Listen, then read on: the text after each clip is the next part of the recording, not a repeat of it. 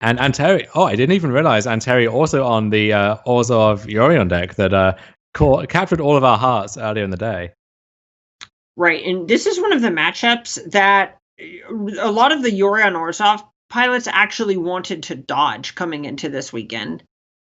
Yeah, it's a classic scissors strategy, right? Of, Rock, I don't want to face Rock, but give me all the papers in the world.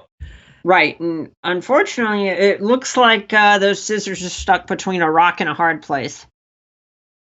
Yeah, and it looks like Paolo can almost goldfish in this game here with the turn 3 Reclamation off a Growth Spiral. Right, he just needs to find some more mana sources to actually lock that up from this point. What do you think Paolo was considering with that Growth Spiral there? A lot of it just comes down to how many lands were in his deck, and if he wanted to actually try to just get more mana onto the table and more cards into the graveyard to feed this Uro. At this point, he has a fairly resource-heavy hand, so just being able to both feed the graveyard and develop more into the battlefield is fairly attractive. Yeah, and we're about to see a fundamental truth in modern Magic, which is you can draw 3 cards and then draw another 3 cards, and if your opponent is doing something too powerful, it might not even matter. Ooh, how do you feel about putting an Aether Gust on the bottom there? That's got to be a big win for Paolo. I love to see that. That's how you know your day is going well, is when you get to do that, versus you slide something to the bottom and then draw an Aether Gust, which is the other side of that coin. Right. And it looks like it's time for Paolo to do some quick math on this expansion explosion, these Uros, these cards in graveyard, all of these options he has available to him.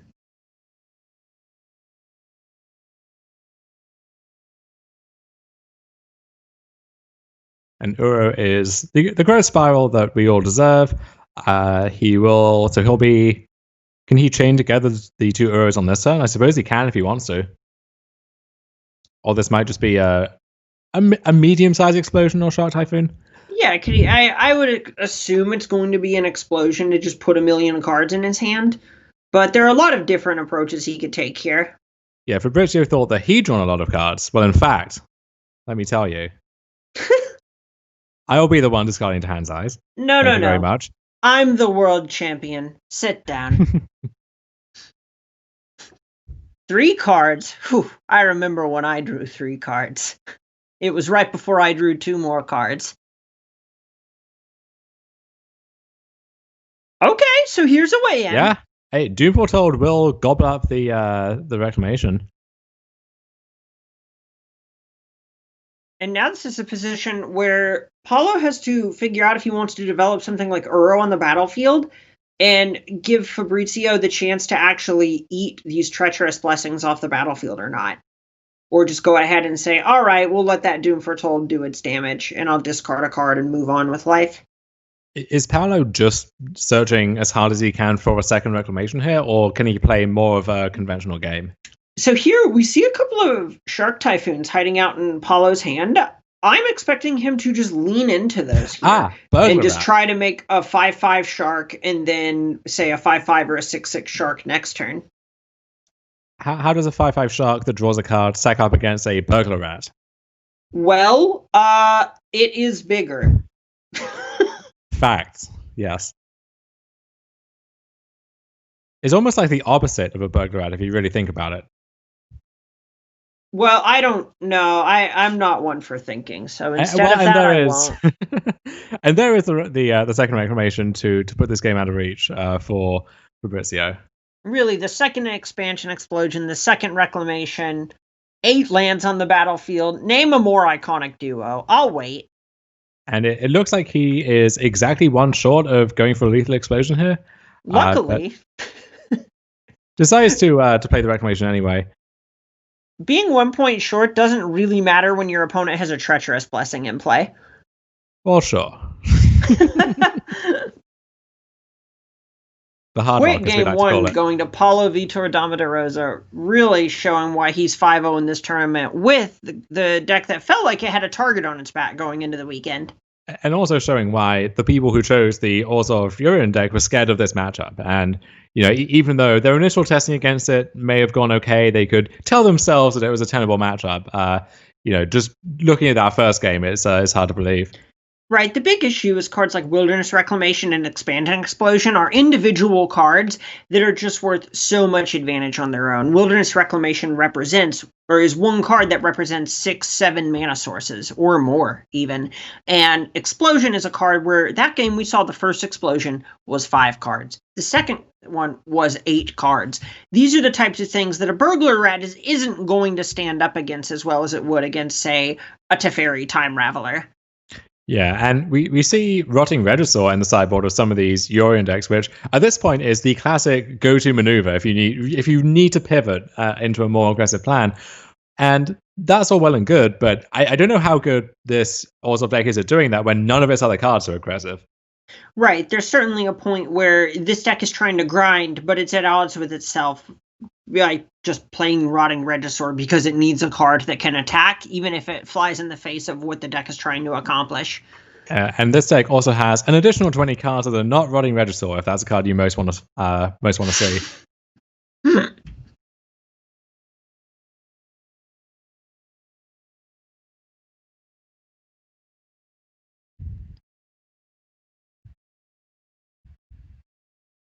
An interesting hand for Paolo. He has 2 copies of Mystical Dispute, which you only get the discount if you hit a Yorion, which just so happens to be half blue. But just as a 3-mana leak, it does the job sometimes, I suppose. Yeah, so this is just a situation where in a slow tap-out mid-range deck, like this Yorion Orzhov deck, just having cards that are close to cancel or mana leak is actually going to be fairly strong.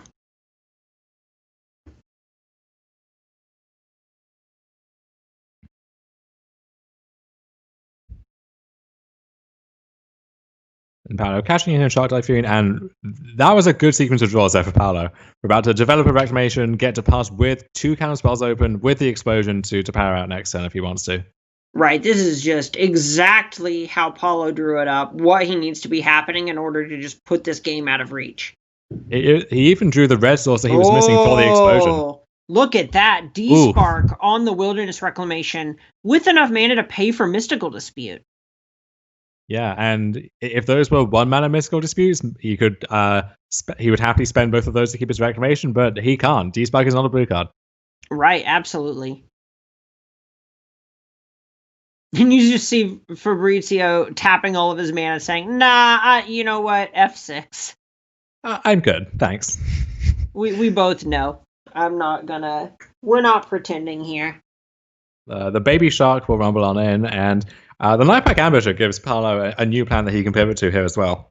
Right, and that was signaled pretty hard on turn 1 by getting a tapped forest over another island when having all blue spells in hand in a deck that plays Expansion Explosion.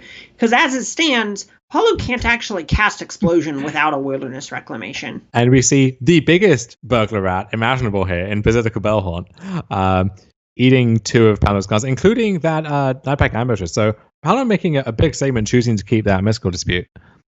Right, this is a spot where he's got to be getting worried about a Yorion resolving and starting that loop with Charming Prince to just have the infinite grind engine online. And Anteri could even guarantee access to that Yorion by taking half of a turn off to get it from his companion.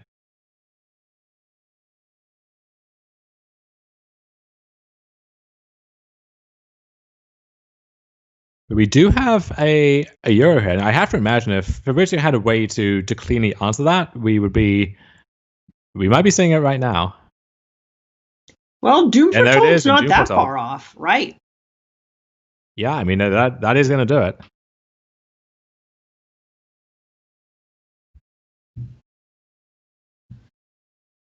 So yeah, we saw this Team of Reclamation deck fire on all cylinders in game 1. This is the Orzhov deck firing all cylinders too. We're seeing the kind of upper bound of what this deck is capable of now as well. Right, and we see Paulo pointedly not developing anything else on the battlefield to really hold up this Mystical Dispute and Expansion combo. So if Fabrizio does have an additional land, maybe a way to fight over a Yorion, we can see just that Yorion not resolving. How conscious do you think Fabrizio is of that dispute, given that Paolo isn't really doing anything and chose to discard, Nightpack Ambusher? It's possible from this position, Fabrizio just thinks that there isn't really anything that Paulo can do and just wants to get this Doom Foretold out of the way.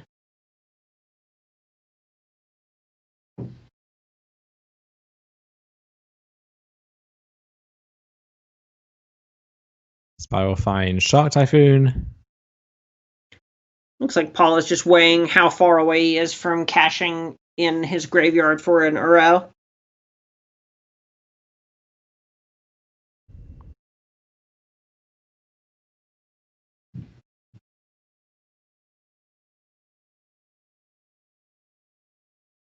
I will say it is so nice seeing Doom Foretold as a centerpiece of a competitive standard deck. You know, we it seemed like it was almost going to be there with the Dance of the Man decks, which were really cool after Throne of Eldraine came out. It kind of took a backseat until then, but it's really coming back with the Vengeance now. I played an absolutely absurd amount of the Dance of the Man deck. And that seems like a very you kind of deck. Yeah, no, it's definitely the kind of deck where you just do something slightly to the left of what most people expect a game of Magic to be. And seeing it here, it's just so great. And is Paulo just in Wilderness Reclamation or Bust territory now? I mean, it's possible. You know, his life total's not that low here. I guess, that Blast Zone, while we were talking, took care of a lot of Fabrizio's board. And now Uro maybe is demanding a new answer again. Right, this is a situation where we could even end up seeing just Paulo being able to find enough resources off of this Uro that Anteri can't keep up.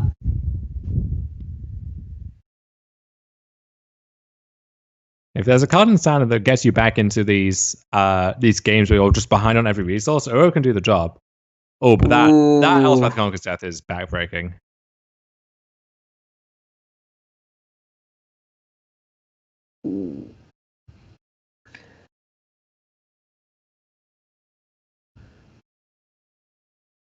Okay, so we get a game 3 between two of the most distinguished players in our tournament here. All right, absolutely. That was just Paulo bricking off for a turn and seeing Anteri really just navigate really well against a bunch of mystical disputes and not playing into them. Absolutely. And whoever wins this third game will clinch top 8 for sure. And whoever loses, still in a good spot to win the last round and make it in. They do have a loss to give here. Right. It's very, very likely that one or both of these players are well, the winner is certainly in the top 8. The loser might even be in if they were trying to get a draw and they're just playing for seeding at this point. It's really hard to say. Mm-hmm.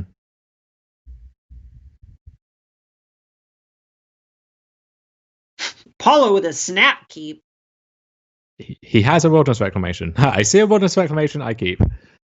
It's obviously a little more complicated than that, but it seems like this matchup, if you are fighting fair, Fabrizio does have the tools to go around that, but Reclamation just lets you play the game on a whole new axis.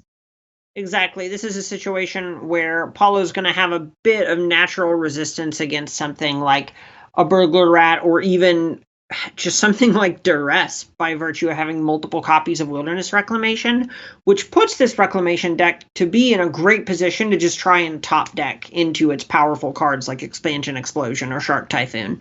Yeah, and Uro, a nice pickup there for Paulo as well. Getting him closer to the pieces that he's trying to set together. But running Registorm, as we mentioned, this is the thing that really...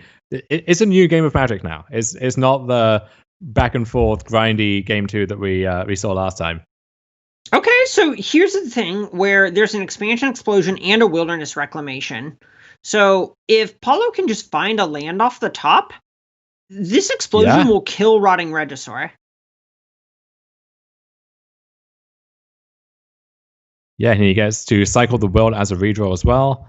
Although Burglar Rat is... I guess, pitching the Uro for free works too. So now, it's... And there's the land for Paulo. That was big. And a second Wilderness Reclamation? So this is Paulo's an explosion... just going to get to regas.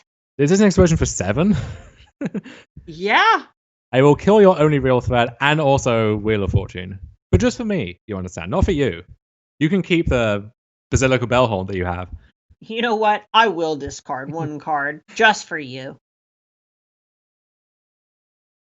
You want to gain 3? That's fine. Totally. Resolves. And Paulo's getting so close to just slamming the door shut on this with 2 copies of Wilderness Reclamation on the board.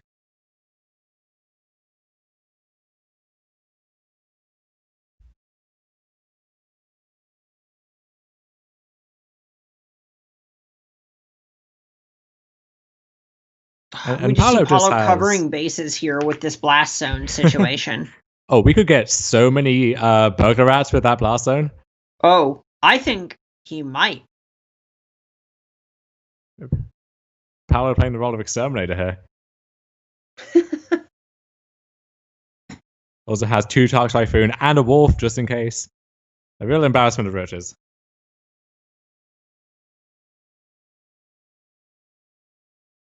Even this agonizing remorse, if Paolo loses his expansion explosion, is that really such a big deal?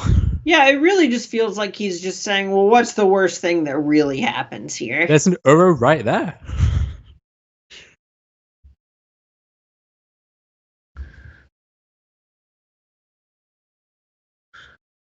And this is what, turn 6 for Paolo? And this is what we're doing? Yeah, this is just absolutely bananas. It is off the rail. He has discarded, what, 4 cards? And that does it. So Paolo Damo Rosa continues his undefeated streak in this tournament, moved to 6-0, a lock for top 8, in all likelihood a lock for first seed as well. So we will be seeing Paolo play some more Magic this weekend, and I'm very excited about that. But we will go to a short break because our next round is almost ready. So we